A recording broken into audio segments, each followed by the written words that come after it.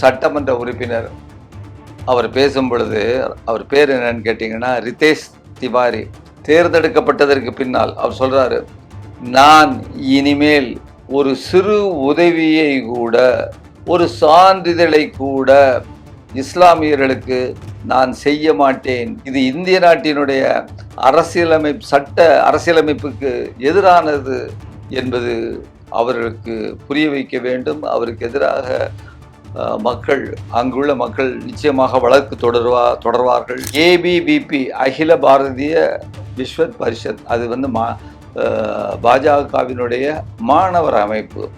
அந்த அமைப்பு பெங்கால் யூனிவர்சிட்டி கல்கத்தாவில், அது யூனிவர்சிட்டிக்குள்ள உள்ளுக்கு திடீர்னு போய் அங்கே உள்ள டேகருடைய படத்தை, வித்யாசாகர் மதுசூதன் சட்டர்ஜி படத்தை இதெல்லாம் கிழித்து எரிகிறார்கள் என்பதை பார்க்கும் பொழுது அவங்களுக்கு யார் இந்த தேசப்பற்றுள்ளவங்க, யார் தேசத்துக்காக போராடினவங்க அப்படிங்கிற ஒரு செய்தியுமே அவர்களுக்கு தெரியாமல், அதாவது ஒரு விஷம் தோய்ந்த கத்தி மாதிரி, அதாவது விஷம் தோய்ந்த மனிதர்களாக மாறிக்கொண்டிருக்கிறார்கள். உடல் வலிமையை உறுதி செய்யும் சிலாஜித், கவனத்தை மேம்படுத்தும் அஸ்வகந்தா மற்றும் உயிர் சக்தியை பெருக செய்யும் சஃபேடு முஸ்லி போன்ற இமயமலையின் உணவுப் பொருட்களை கொண்டு வந்து மிஸ்டர் பர்ஃபெக்ட் உருவாக்கப்பட்டுள்ளது. உங்கள் முழு குடும்பத்தின் ஆரோக்கியத்தை மா நேச்சுரல்ஸ் மூலம் உறுதி செய்திருங்கள். 100% இயற்கையான மூலிகை பொருட்கள் மூலம் உருவாக்கப்பட்ட மிஸ்டர் பர்ஃபெக்ட் மற்றும் மிஸ் பர்ஃபெக்ட் தலைமுறையாக குடும்பங்களின் உடல் வலிமை, மன வலிமை மற்றும் மகிழ்ச்சியை பெருக செய்கிறது. உங்கள் மகிழ்ச்சியான பயணத்தை துவங்க www.mannaturals.com என்ற இணையதளத்தை பார்வையிடவும் அல்லது வாட்ஸ்அப் எண்ணிலும் தொடர்பு கொள்ளலாம்.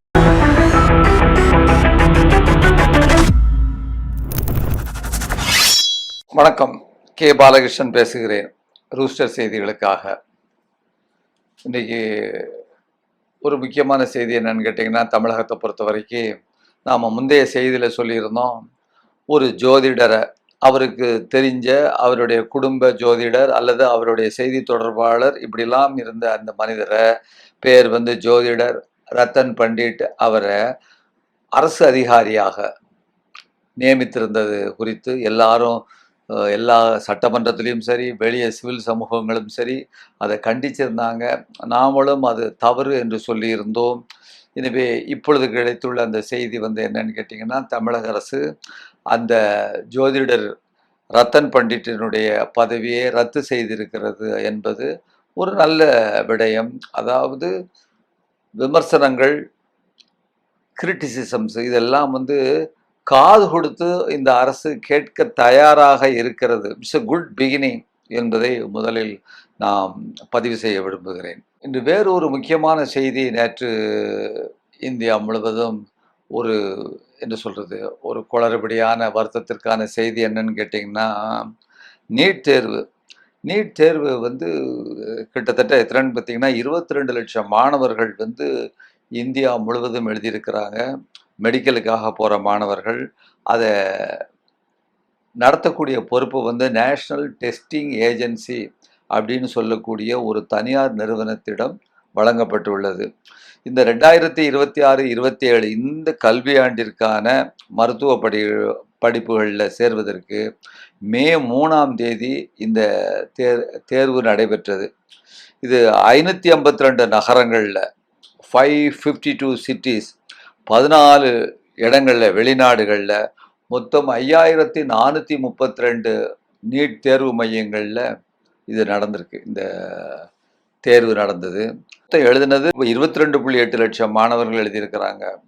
பின்னால் அதில் நிறைய அந்த தேர்வு, அந்த வினாத்தாள் இருக்க, அது வெளியே லீக் ஆயிட்டு அப்படின்னு சொல்லிட்டு பல புகார்கள் வந்து அது ஒரு பெரிய ஊழல் மாதிரி ஆகி இன்றைக்கு அந்த தேர்வு அந்த நடத்தக்கூடிய அந்த முகாமை இருக்க, அது வந்து அதை ரத்து செய்திருக்கிறது அப்படின்னு நம்ம பார்க்குறோம். அதாவது இது எப்படின்னு சொன்னால், இது எவ்வளவு பெரிய ஒரு தேர்வு எழுதுறதுங்க. அதுவும் வந்து வாழ்க்கையை மாற்றக்கூடிய சாதாரணமான ஏழை பாழைகளுடைய குடும்பத்தில் அவங்க வந்து ஒரு மெடிக்கல் சீட்டுக்காக போகணும்னா அந்த குழந்தைகள் 3 வருஷம் 4 வருஷம் முன்னக்கூட்டியே அவங்க தொடர்ந்து அதற்காக ஒரு முயற்சி செய்து கஷ்டப்பட்டு எந்தெந்த மையங்கள்லாம் வெளியூர்களுக்கு போய் அவங்க இருந்து எழுதியிருக்கிற நேரத்தில் இந்த ஸ்கேம்னால இது ரத்து பண்ணியிருக்கிறாங்க அப்படின்னு சொன்னால் வந்து இது எவ்வளவு பெரிய மான அவமானம் வந்து இந்த ஒன்றிய அரசுக்கு என்பதை நாம் புரிஞ்சுக்கிடணும். இப்போ அது மட்டும் இல்லாமல் பார்த்தீங்கன்னா, இந்த அரசு பாஜக அரசு இதுவரை பார்த்தீங்கன்னு சொன்னால் 20 பெரிய தேர்வுகளை 20 எக்ஸாமினேஷன் மெயின் எக்ஸாமினேஷன்களை இதுவரைக்கும் பல பல பெரிய தேர்வுகள் நீட் மட்டும் இல்லை, அதாவது தேர்வு முடிவு வந்ததற்கு பின்னால் அது வருகிற ப்ராசஸில் ரத்து செய்திருக்கு அப்படின்னு நம்ம பார்க்கும் பொழுது, கல்வி மந்திரி அவர் தன்னுடைய பதவியை ராஜினாமா செய்திருக்க வேண்டாமா?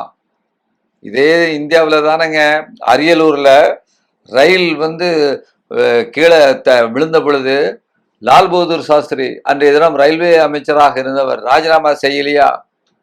அது அப்படிலாம் இருந்த நாடு தானேயா இது. இப்போ இவர் கல்வி மந்திரி என்ன செஞ்சிருக்கணும்? ராஜினாமா செஞ்சிருக்கணும். புதிய கல்விக் கொள்கையை தமிழ்நாடு ஒத்துக்கொள்ளவில்லை என்று சொன்னால் நான் கொடுக்க வேண்டிய பணத்தை கொடுக்க மாட்டேன் என்று சொல்வதற்கு தெரிகிறதல்லவா? கேட்கணும், நீ ராஜினாமா செய் என்று கேட்க வேண்டும். எனவே சிவில் சமூகங்கள் சார்பாக அவர் ராஜினாமா செய்ய வேண்டும் என்ற கோரிக்கையும் நான் முன்வைக்கிறோம். அதற்கு அடுத்ததாக வேறொரு செய்தி பாருங்க. ஒரிசாவில் கலஹண்டி ராயகடா மலைப்பகுதிகளில் ஆதிவாசி மக்கள் தொடர்ந்து ஏற்கனவே நம்ம செய்திகளில் 2-3 செய்திகளில் பார்த்துருக்கோம். அதாவது ஜல் ஜங்கிள் ஜமீன், ஜல் தண்ணி, காடு நிலம், ஜமீன் பூமி, இந்த 3க்குமாக அவர்கள் போராடி கொண்டிருக்கிறார்கள்.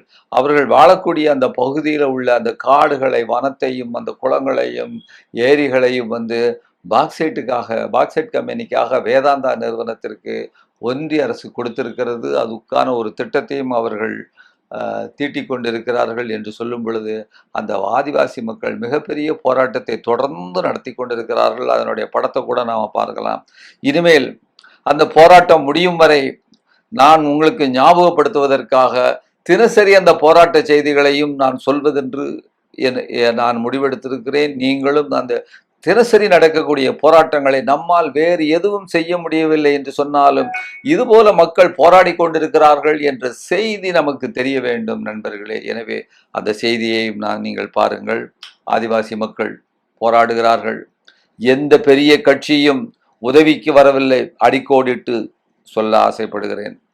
அதுபோல இன்றைக்கு மேற்கு வங்காளத்தில் ஒரு செய்தி, அதாவது காசிப்பூர் உள்ள பேல்காச்சியோங்கிற இதில் தேர்ந்தெடுக்கப்பட்ட சட்டமன்ற உறுப்பினர் அவர் பேசும் பொழுது, அவர் பேர் என்னன்னு கேட்டிங்கன்னா ரிதேஷ் திவாரி. தேர்ந்தெடுக்கப்பட்டதற்கு பின்னால் அவர் சொல்கிறாரு, நான் இனிமேல் எந்த உதவியையும், ஒரு சிறு உதவியை கூட, ஒரு சான்றிதழை கூட இஸ்லாமியர்களுக்கு நான் செய்ய மாட்டேன் என்று அவர் கூறியிருக்கிறார். அந்த செய்திகளை நீங்கள் பாருங்கள்.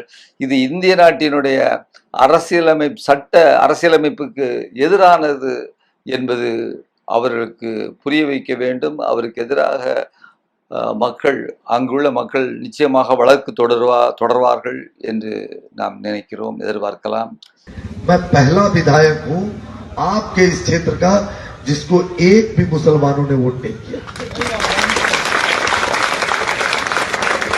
तो मुझे जो वोट किया मेरे ऊपर अधिकार उसका है, जिसने वोट नहीं किया हम उसके घर मांगने भी नहीं गए। அதே போல வேறொரு செய்தி, இது ஒரு தனிநபர் சட்டமன்ற உறுப்பினர் பேசிய செய்தியை பார்த்தோம். மேற்கு வங்காள அரசு என்ன சொல்லியிருக்கிறதுன்னு சொன்னா, எஸ்ஐஆர் மூலம் நீக்கப்பட்ட 90 லட்சம் பேர் நீக்கப்பட்டிருக்கிறாங்க. அதுக்கப்புறம் 34 லட்சம் பேர் பெயர்கள் அப்பீல்ல இருக்கு. அதுக்கப்புறம் அதையும் அவர்களுக்கும் கொடுக்காம தான் இவங்க ஜெயிச்சிருக்காங்க. அது வேற விஷயம். இந்த நீக்கப்பட்ட பெயர்கள் யாருக்கு இருக்கிறதோ அவர்களுக்கு இனிமேல் மேற்கு வங்க அரசு எந்த விதமான நல உதவிகளும் செய்யாது என்பதை மேற்கு வங்க அரசு அறிவித்திருக்கிறது. இதுவும் கண்டிக்கத்தக்கது. மேற்கு வங்க அரசை அதனுடைய செயலாளர் யாரு? தலைமைச் செயலாளர் இப்பொழுது அந்த எலெக்ஷன் கமிஷனை அந்த எலெக்ஷனை நடத்தின ஆளு தான், சீஃப் எலெக்ஷன் கமிஷனர் தான். அதை கண்டிக்க வேண்டும். அந்த பாஜக அரசு கண்டிக்கப்பட வேண்டியது என்கின்ற ஒரு செய்தியையும் இந்த நேரத்தில் நான் சொல்ல ஆசைப்படுகிறேன். அதுபோல இன்றைக்கு இன்னொரு முக்கியமான செய்தி,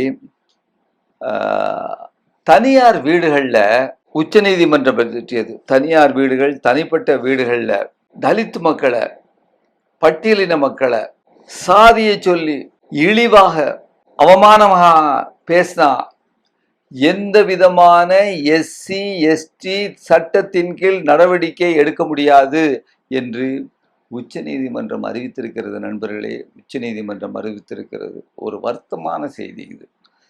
அதாவது அனைவருக்குமான அரசை விடுங்கப்பா, அரசு இல்லை, உச்ச நீதிமன்றத்தை பற்றி பேசுகிறோம்.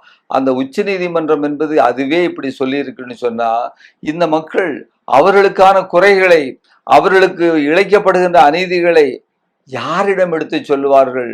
இப்படிப்பட்ட ஒரு சாய்த்து சரித்து பார்க்கக்கூடிய ஒரு பார்வையை நம்முடைய உச்ச நீதிமன்றமும் கொண்டிருக்கிறது என்று சொன்னால், ஆண்டவன் தான் இந்த நாட்டை காப்பாற்ற வேண்டும் என்பதை நான் இங்கு பதிய விரும்புகிறேன். இன்னொரு செய்தி பாருங்க. வடக்க இந்த சங்கிகள், இந்துத்துவ சக்திகள் எந்த அளவிற்கு அவர்கள் அட்டூழியம் பண்ணுகிறார்கள், அவர்கள் இந்த செக்குலர் மதச்சார்பற்ற நாட்டை எவ்வாறு புரட்டி போட பார்க்கிறார்கள். ஆனால் இருக்கிறது அவங்க ஒன்றும் மெஜாரிட்டி கிடையாது, மிக கம்மியான ஆள்கள் தான்.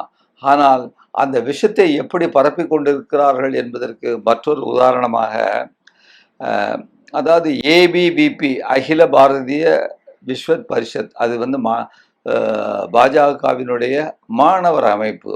அந்த அமைப்பு பெங்கால் யூனிவர்சிட்டி, கல்கத்தாவில், அது யூனிவர்சிட்டிக்குள்ள உள்ளுக்கு திடீர்னு போய் அங்கே உள்ள டேகருடைய படத்தை, வித்யாசாகர் மதுசூதன் சட்டர்ஜி படத்தை இதெல்லாம் கிழித்து எரிகிறார்கள் என்பதை பார்க்கும் பொழுது அவங்களுக்கு யார் இந்த தேசப்பற்றுள்ளவங்க, யார் தேசத்துக்காக போராடினவங்க அப்படிங்கிற ஒரு செய்தியுமே அவர்களுக்கு தெரியாமல், அதாவது ஒரு விஷம் தோய்ந்த கத்தி மாதிரி, அதாவது விஷம் தோய்ந்த மனிதர்களாக மாறிக்கொண்டிருக்கிறார்கள் என்பது நமக்கு கேட்கும் பொழுது, ஒரு வங்காளம் எப்படிப்பட்ட வங்காளமாக இருந்தது, இன்றைக்கு அதாவது வங்காளம் சிந்திக்கக்கூடியதை நாளை இந்தியா சிந்திக்கும் என்று சொல்லப்பட்ட அந்த வங்காளம் இன்றைக்கு இப்பொழுது மேற்கு வங்காளமாக மாறியிருப்பது, இந்த நிலைமைக்கு மாறியிருக்கிறது என்று சொல்லும் பொழுது இதுவும் ஒரு வருத்தமான செய்தியாகத்தான் இருக்கிறது என்ற நிகழ்வுடன்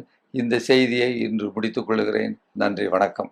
ஊடகம் கார்ப்பரேட் அரசியல்வாதிகளின் கைப்பாவையாக, அடிமைகளாக இருந்தது போதும். இனி சாட்டை எடுத்து சுழற்றும் நேரம் வந்துவிட்டது. ஊடகம் பொதுமக்களாகிய உங்களுக்காக, உங்களாலேயே இயக்கப்பட வேண்டும். ஊடக சுதந்திரத்திற்காக உங்களின் பங்களிப்பை இன்றே அளித்திடுங்கள்.